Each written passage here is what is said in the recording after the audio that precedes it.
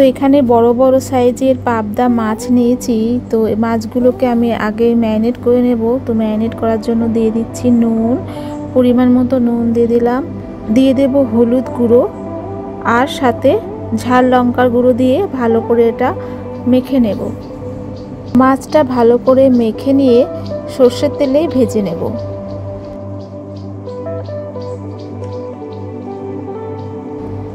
এখানে আমি ফ্রাই প্যানে গরম করতে বসিয়েছি সর্ষের তেল। তো তেলটা ভালোভাবে গরম হয়ে গেছে। এবার মাছগুলো একে একে ভেজে নেব। এই পাবদা মাছ ভাজার সময় একটু সাবধানতা অবলম্বন করতে হবে, কারণ মাছগুলো ভাজার সময় কিন্তু খুবই ফোটে। মাছগুলো এক পিঠ হয়ে গেলে আস্তে আস্তে এটা উল্টে দেব।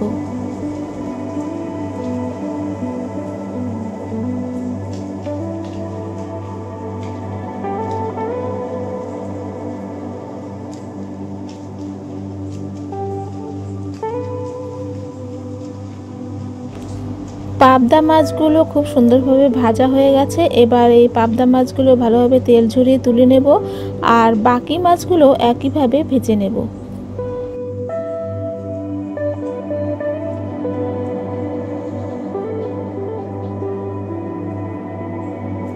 মাছ ভাজার পর তেলটা একটু কমিয়ে নিয়েছি আর গ্যাসটা বন্ধ করে দিয়েছি। দিয়ে দিলাম এবার কালো জিরে ফোড়ন আর সর্ষে বাটা দিয়েছি। এই সর্ষে বাটার মধ্যে আছে 2-3 কোয়া রসুন আর কাঁচা লঙ্কা একসাথে বেটে নিয়েছি।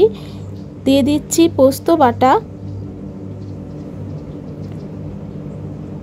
তারপর দিয়ে দেব টক দই। টক দইটা ভালো করে ফেটিয়ে নিয়েছি। তো টক দইটা দিয়ে দিচ্ছি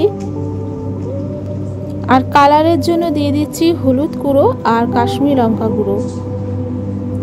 কাঁচা লঙ্কা আমি বেটে দিয়েছি বলে এখানে আমি কাশ্মীরি লঙ্কা গুঁড়ো দিচ্ছি কালারের জন্য, আর একটা চেরা কাঁচা লঙ্কা দিয়ে দিলাম।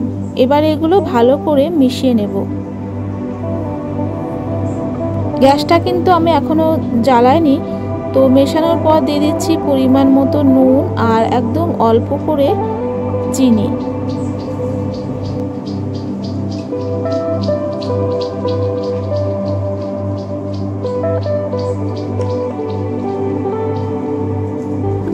নুন আর চিনি দেওয়ার পর বাটি ধোয়া জল দিয়ে দিলাম। এই গ্রেভিতে আমি অল্পই জল দেব, তো অল্প করে আমি এতে জল দেব।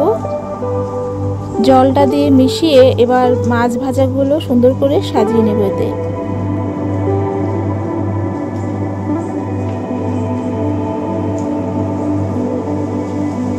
মাছ ভাজাগুলো দিয়ে অল্প করে জল দেব, বেশি জল এতে দেব না। তারপর ভালো করে মাছটার সাথে গ্রেভিটা মিশিয়ে ঢাকা দিয়ে রাখবো। ঢাকা দিয়ে 5-7 মিনিট এটাতে হতে দেব, তারপর ফিরে আসব।